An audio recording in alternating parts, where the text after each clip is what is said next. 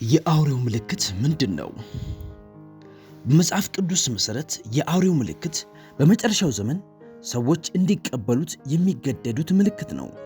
እናም በዮሐንስ ራእይ ምዕራፍ 13 እንደተጻፈው በዚህ ዘመን ላይ የመጨረሻውን የዓለም መንግሥት የሚመሩ ሁለት ዋነኛ አካላት ይኖራሉ። እነዚህም ሰዎች የባሕሩ አውሬ በመባል የሚታወቀው የክርስቶስ ተቃዋሚና የምድሩ አውሬ ተብሎ የሚታወቀው ሐሰተኛ ነቢይ ናቸው። ኢየሱስ ዳግም ወደዚህ ምድር ተመልሶ ከመምጣቱ በፊት ሐሰተኛው ነቢይ ብዙ ሰዎችን ይህንን የአውሬውን ምልክት እንዲቀበሉ ያስገድዳቸዋል። እናም ይህ ሐሳብ በብዙ ክርስቲያናት ዘንድ ከፍተኛ ግራ መጋባትን በመፍጠሩ ምክንያት ስለ አውሬው ምልክት ማወቅ ያለባችሁ ነገሮች በሙሉ ላቀርብላችሁ ወደድኩኝ። አንደኛ፣ የአውሬው ምልክት 666 አይደለም። ቁጥሩ 666 ነው እንጂ ምልክቱ 666 አይደለም። ራእይ 13:18 አእምሮ ያለው የአውሬውን ቁጥር ይቁጠረው፣ ቁጥሩ የሰው ቁጥር ነውና ቁጥሩም 666 ነው ይለናል። ዮሐንስ በዚህ ክፍል ላይ የአውሬው ምልክት ቁጥሩ 666 እንደሆነ ይነግረናል።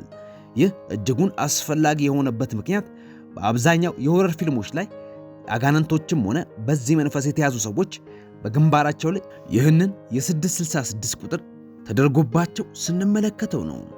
6 እጅግ አስፈላጊ ቁጥር የሆነችበት ምክንያት 7 የመለኮት ቁጥር እንደሆነ ሁሉ 6ም የሰው ልጅ ቁጥር ስለሆነ ነው።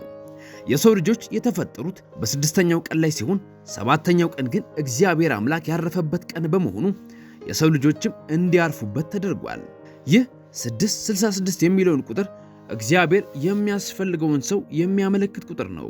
ወደ አውሬው ቁጥር ስንመለስ ግን ሰዎች ምን ሊመስል እንደሚችል በትክክል ሊያውቁት አይችሉም። አንዳንዶች ይህ ምልክት ባርኮድ ሊሆን ይችላል የሚል እሳቤ ቢኖራቸውም፣ ነገር ግን በአሁን ሰዓት ቴክኖሎጂያችን እያመራ ባለበት ሁኔታ ይህ ምልክት ማይክሮቺፕ ሊሆን ይችላል የሚል ግምት አለኝ። ነገር ግን ከግምት ያለፈ አይደለም። አሁን ማወቅ ያለብን አስፈላጊው ነገር ይህ ምልክት ወደ ቁጥር ሲቀየር 666 እንደሚመጣ ነው። ስለዚህ የዚህ ምልክት አካላዊ መልክ ምን ሊመስል ይችላል? ሁለተኛ፣ ራእይ 14 ከቁጥር 9 እስከ 10 ሦስተኛው መልአክ ተከተላቸው በታላቅ ድምፅ እንዲህ እያለ፣ ለአውሬውና ለምስሉ የሚሰግድ በግንባሩም ወይም በእጁ ምልክቱን የሚቀበል ማንም ቢኖር እርሱ ደግሞ በቁጣው ጽዋ ሳይቀላቀል ከተዘጋጀው ከእግዚአብሔር ቁጣ ወይን ጠጅ ይጠጣል፣ በቅዱሳንም መላእክትና በበጉ ፊት በእሳትና በዲን ይሰቃያል። በዚህ ምዕራፍ ላይ ዮሐንስ ይህንን የክርስቶስን ተቃዋሚ የሚያመልክም ሆነ ምልክቱን የሚቀበል ቢኖር የእግዚአብሔር ቁጣ እንደሚያገኘውና በዘላለማዊ እሳት እንደሚቀጣ መልአኩ ለሕዝቡ ሲናገር ይመለከታል። የዚህን ምዕራፍ ጥልቀት እንዲሁ እንደ ዋዛ አትመልከቱት። ይህንን ምልክት የሚቀበሉ ሁሉ የእግዚአብሔር ቁጣና የዘላለም እሳት የሚያገኛቸው ሲሆን ይህም በመጽሐፍ ቅዱስ ሁለተኛና የመጨረሻ ሞት ነው። አንዳንድ ክርስቲያናት ምልክቱን በእጅ ላይ ብቀበለውና በኋላ እጅንስ ብቆረጠውስ የሚል ጥያቄ ያነሳሉ። የሚድኑ ይመስላችኋል? በፍጹም አይሆንም። ምክንያቱም ምዕራፉ ማንኛውንም ይህንን የሚቀበል ሰው ሁሉ የእግዚአብሔርን ቁጣ እንደሚቀበልና በእሳት ባህር ውስጥ እንደሚጣል በግልጽ ይናገራል። ነገር ግን ምንም እንኳን ይህንን ምልክት ሰዎች በቻሉት አቅም ላለመቀበል መሞከር ቢኖርባቸውም እንዲሁ እንደምታስቡት አይሆንም። ለምን? ምላሹን የምናገኘው በቀጣዩ ክፍል ላይ ይሆናል። ሦስተኛ፣ የአውሬውን ምልክት ሰዎች በግዴታ እንዲቀበሉ ይደረጋሉ። ራእይ 13 ከ15 እስከ 17 የአውሬው ምስል ሊናገር እንኳን ለአውሬው ምስል የማይሰግዱለትን ሁሉ ሊያስገድላቸው ለአውሬው ምስል ትንፋሽ እንዲሰጠው ተሰጠው። ታናናሾችና ታላላቆችም፣ ባለጠጋዎችና ድሆችም፣ ጌታዎችና ባሪያዎችም ሁሉ በቀኝ እጃቸው ወይም በግንባራቸው ምልክትን እንዲቀበሉ የአውሬውም ስም ወይም የስሙ ቁጥር ያለው ምልክት የሌለበት ማንም ሊገዛ ወይም ሊሸጥ እንዳይችል ያደርጋል። ጥበብ በዚህ አለ። በዚህ ምዕራፍ ላይ ዮሐንስ ይህ አውሬ ወይም ሐሰተኛ ነቢይ ለዚህ አውሬ ምስል እስትንፋስ ይሰጠው ዘንድ ኃይል እንደተሰጠው ይነግረናል። ምናልባትም አንዳንድ እንድምታዎችን ለመስጠት ያክል መጽሐፍ ቅዱሳዊ ትንቢቶች በዚህ የክርስቶስ ተቃዋሚ ላይ የግድያ ሙከራ እንደሚደረግለትና ብዙዎችም እንደሞተ እንደሚያስቡ ይነግሩናል። ይህንንም የምንመለከተው በዮሐንስ ራእይ ምዕራፍ 13 ከቁጥር 3 እስከ 14 ላይ ሲሆን ምንም እንኳን ለክርስቶስ ተቃዋሚው ለሞቱ የሆነ ቁስል ቢሰጠውም ነገር ግን ሐሰተኛ ነቢይ እስትንፋስን እንደሚሰጠው እንመለከታለን። ነገር ግን ይህ እስትንፋስ የሚሰጠው በቀጥታ ለአውሬው ሳይሆን ለአውሬው ምስል ነው። ከዚያም የሐሰተኛ ነቢይ ሰዎች ሁሉ ለዚያ አውሬ ምስል እንዲሰግዱና አምልኮ እንዲያቀርቡ ያስገድዳቸዋል። እናም ይህንን የእርሱን ምልክት የማይቀበሉ ሁሉ በቀጥታ ለሞት ተላልፈው የሚሰጡ ሲሆን በምዕራፉ ላይ ተጽፎ እንደምናየው ባለጠጋም ይሁን ድሃ ይህንን ምልክት ከመቀበል የሚተርፍ አይኖርም። እናም ይህንን ምልክት ለረጅም ጊዜ ሳይቀበሉ ለመቆየት አዳጋጅ የሚሆንበት ምክንያት ማንኛውም ምልክቱን የማይቀበል ሰው ሁሉ ለመግዛትም ሆነ ለመሸጥ የማይፈቀድለት በመሆኑ ነው። ስለዚህ ምልክቱን ተቀብሎ በነፃነት በመኖር ወይም አሻፈረኝ በማለትና ለሞት ተላልፈው በመሰጠት መካከል ያለውን ምርጫ ለመምረጥ እንኳን ያን ያክል በቂ ጊዜ አይኖራቸውም። ይህም ወደ አራተኛው ክፍል ይወስደናል። የአውሬው ምልክት ለማይቀበሉት ታላቅ መከራን ይዞ ይመጣል። ራእይ 24 ዙፋኖችንም አየሁ፣ በእነርሱም ላይ ለተቀመጡት ዳኝነት ተሰጣቸው። ስለ ኢየሱስም ምስክርና ስለ እግዚአብሔር ቃል ራሶቻቸው የተቆረጡባቸውን ሰዎች ነፍሳት ለአውሬውና ለምስሉም ያልሰገዱትን ምልክቱን በግንባራቸው በእጆቻቸውም ላይ ያልተቀበሉትን አየው። ከክርስቶስም ጋር 1000 ዓመት ኖሩና ነገሱ። ዮሐንስ ያያቸው እነዚህ ሰዎች ለአውሬው ምስል ባለመስገዳቸው ምልክቱን በግንባራቸው ባለማድረጋቸውና ስለ ክርስቶስ በመመስከራቸው ምክንያት ሕይወታቸውን ያጡ ሲሆኑ በዚህም ይህንን አውሬ የማይቀበሉ ሁሉ የሚጠብቃቸው ዕጣ ፈንታ ሞት እንደሆነ እንማራለን። የክርስቶስ ተቃዋሚና ሐሰተኛ ነቢይ ይህንን ምልክት ሰዎች እንዲቀበሉ በሚያስገድዱበት ወቅት የሚያስተላልፉት ግልጽ የሆነ መልእክትን ነው። ወይ ይህንን ምስል አምልኩና ትረፉ፣ አሊያም ኢየሱስን ማምለካችሁን ቀጥሉና የሞትን ጽዋ ተጎንጩ። ምንም እንኳን ይህ ፍጹም ጨለማ ቢመስልም እንደ ክርስቲያን ሙሉ ነገሩን መረዳት ያስፈልገናል። የአውሬውን ምስል ለመቀበል የሚስማሙ ሁሉ ለጊዜው ምድራዊ ሕይወታቸውን በሰላም ለመቀጠል እድል ቢያገኙም በራእይ መጽሐፍ ላይ እንደተጻፈው ይህንን ምልክት የሚቀበሉ ሁሉ በእግዚአብሔር ቁጣ ለዘላለም እንደሚቀጡ እናውቃለን። እናም ይህንን ምልክት የማይቀበሉ ሁሉ አንገታቸው ተቀልቶ ለሞት ቅጣት ቢዳረጉም ነገር ግን እግዚአብሔር አባታቸውን ሲያገኙት ሕመም እና ስቃያቸው ሁሉ አይቀጥልም። ስለዚህ ምርጫውን በዚህ መንገድ ተመልከቱት። የአውሬውን ምስል ተቀብሎ ለትንሽ ጊዜ በምድር ላይ መኖርና ለዘላለም በእሳት ባህር ውስጥ መሰቃየት ወይም አውሬውን በመቃወም ከኢየሱስ ጋር ለዘላለም መኖር።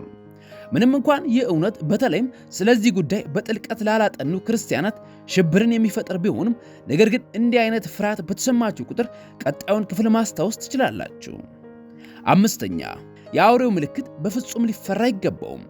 ራእይ 21 ከ3-4 ታላቅም ድምፅ ከሰማይ እነሆ የእግዚአብሔር ድንኳን በሰዎች መካከል ነው፣ ከእነርሱም ጋር ያድራል፣ እነርሱም ሕዝቡ ይሆናሉ፣ እግዚአብሔርም እርሱ ራሱ ከእነርሱ ጋር ሆኖ አምላካቸው ይሆናል።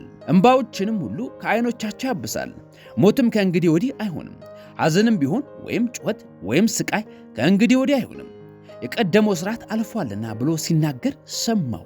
ዮሐንስ ይህንን የተናገረው በምዕራፍ 1 ላይ ሲሆን ቀጣዩ ምዕራፍ 22 የዮሐንስ ራእይ ብቻ ሳይሆን የመጽሐፍ ቅዱስም የመጨረሻው ክፍል ነው። በዚህ ክፍል ላይም ዮሐንስ በመጨረሻም እግዚአብሔር ከሕዝቡ ጋር እንደሚሆንና ከዚህ ወዲህም ለቅሶም ሆነ ሐዘን ወይም ሕመም እንደማይኖር ተስፋ ይሰጠናል። አንዳንድ ሰዎች ምናልባትም በዚህኛው ፍጹም ዓለም ውስጥ በድንገትም እንደ አዳምና ሔዋን አይነት ስህተት ተፈጥሮ ይህ የኃጢአት ሳይክል ይቀጥል ይሆናል ብለው ቢያስቡም ነገር ግን ይህ በፍጹም የማይሆን ነገር ነው። ምክንያቱም እግዚአብሔር አምላክ ከዚህ በኋላ ሞት፣ ስቃይም ሆነ ለቅሶ እንደማይኖር የነገረን ሲሆን እንደ ክርስቲያንም ያለን ብቸኛ ተስፋ ይህ ነው። ፊልጵስዩስ ምዕራፍ 3 ከቁጥር 20 አገራችን በሰማይ እንደሆነ የሚነግረን ሲሆን ይህም ማለት ቤታችን በዚህ ምድር ሳይሆን መንግሥተ ሰማያት ነው ማለት ነው። እናም ይህንን ምልክት አለመቀበል ይዞት ሊመጣ የሚችለው ጣጣ እጅግ አስፈሪ ቢመስልም ነገር ግን ከዘላለማዊ ሞት ጋር ፈጽሞ ሊወዳደር እንደማይችልም ልንረሳ አይገባም። ጊዜው መጥቶ ሰዎች ይህንን ምልክት ለመቀበል በሚሰለፉበት ጊዜ የዘላለም ሕይወታቸውን ያጣሉና በዚህ ሰዓት ላይ የእኛ ሥራ ለእነርሱ በመመስከር ብዙዎችን ማስመለጥ ሊሆን ይገባል። ይህ ምስክርነታቸውንም ሕይወታችንን ሊያስከፍለን ቢችልም ነገር ግን በሞታችን ብዙዎችን ማዳን እንችላለን። ብዙ ክርስቲያናት ይህ ከመሆኑ በፊት አማኞች እንደሚነጠቁ የሚያምኑ ሲሆን እኔም ይህ ሊሆን እንደሚችል ከሚያምኑትና ከሚመኙት መካከል ነኝ። ነገር ግን ይህ ክርስቲያናት ይህንን ክፉ ጊዜ መጋፈጣቸውን የሚቀይር ባይሆንም እነዚህ ክርስቲያናት አገራቸው በሰማይ መሆኑንና ጊዜው ከመርፈዱ በፊት ብዙዎችን መታደግ እንዳለባቸው ሊያስረሳቸው የሚገባ አይደለም። አሁን ደግሞ ክፍል 6 የአውሬውን ምልክት የተቀበሉት በሕይወት ቢተርፉም እንኳን ከስቃይ እንደማይተርፉ ይነግረናል። ራእይ 16:2 ፊተኛውም ሄዶ ጽዋውን በምድር ውስጥ አፈሰሰ፣ የአውሬውን ምልክት ባላቸው ለምስሉም በሚሰግዱ ሰዎች ክፉኛ የሚነዘንዝ ቁስል ሆነባቸው። በዚህ ክፍል ላይ ዮሐንስ ይህንን ምልክት በተቀበሉት ላይ የሚደርስባቸውን ስቃይ ያስመለክተናል። የመጀመሪያው ጽዋ የአውሬው ምልክት በተቀበሉት በእነዚህ ሰዎች ሰውነት ላይ ክፉኛ የሚነዘንዝ ቁስል እንደሚያመጣባቸው እንመለከታለን። ስለዚህ በአጠቃላይ በመጨረሻው ዘመን የሚፈጠሩት ነገሮች እነዚህ ናቸው። ሁለት ገዢዎች ይነሳሉ፣ የክርስቶስ ተቃዋሚውና ሐሰተኛው ነቢይ። እናም እነዚህ ሁለቱ የዓለም ሕዝብ ሁሉ ለአውሬው ምስል እንዲሰግድና ምልክቱን እንዲቀበሉ ያስገድዳሉ። እናም ምልክቱን ለመቀበል አሻፈረኝ የሚሉ ሁሉ የሞት ጽዋ ይጠብቃቸዋል። ስለዚህ በዚህ ጊዜያት ላይ በዚህ ክፉ መንግስት ምክንያት ክርስቲያናት ይጠፋሉ ወይም ሸሽተው ይደበቃሉ።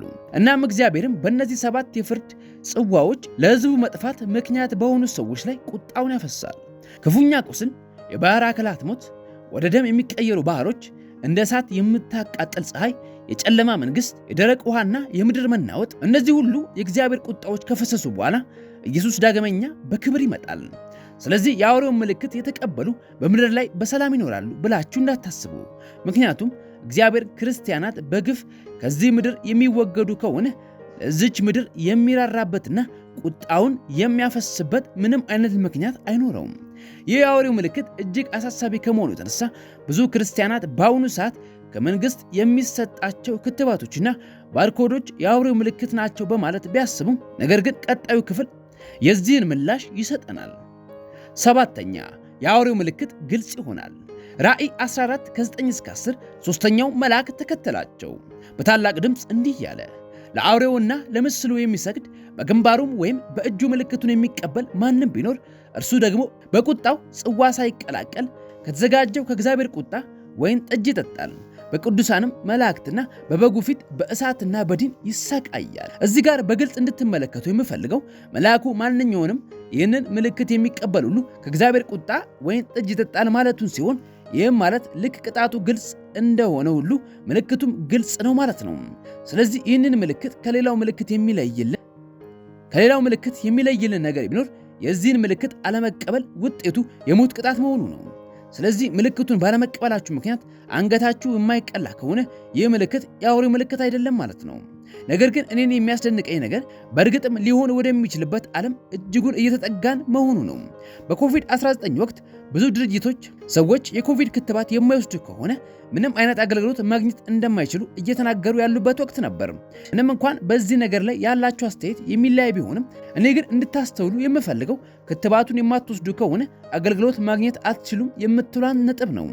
ከዚህ በተጨማሪም እየኖርን ያለነው ጥሬ ገንዘብ አገልግሎት መስጠት እያቆመ ያለበትና ብዙዎቻችን አንድን ነገር ለመገበያየት የኤቲኤም ካርዶቻችንን መያዝ ብቻውን በቂ የሆነበት ጊዜ ላይ ነው።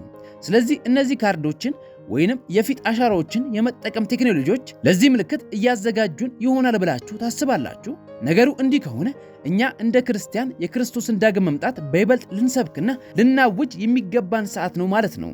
ስለዚህ አሁን ስለ አውሬው ምልክት በትክክል ልታውቁት የሚገባው ነገር ምንድን ነው? አስታውሱ፣ የምልክቱ ቁጥር 666 ነው እንጂ ራሱ ምልክቱ 666 አይደለም። በሰዎች ላይ ግዴታ ያደርጋል፣ በማይቀበሉት ላይ መከራ ይሆናል። ይህ ምልክት ሊፈራ አይገባውም። የሚቀበሉት ላይም መከራን ይዞባቸው ይመጣል። እናም አሻሚ ሳይሆን ግልጽ ይሆናል። በመጨረሻም ማለት የምፈልገው ነገር በዚህ አውሬው ምልክት ላይ ያን ያክል ትኩረት መጣል እንደሌለባችሁ ነው። ይህ ምልክትም ሆነ መንፈስ ቅዱስ የሚያመለክቱት ባለቤትነትን ነውና፣ ስለዚህ ምልክት አጥብቆ ማሰብ ከመንፈስ ቅዱስ ጋር የሚቃረን ሐሳብ ነው። እናም የአውሬው ምልክት ሰይጣን የሰዎችን ባለቤትነት ሙሉ ለሙሉ ነጥቆ የሚወስድበት መንገድ ነው።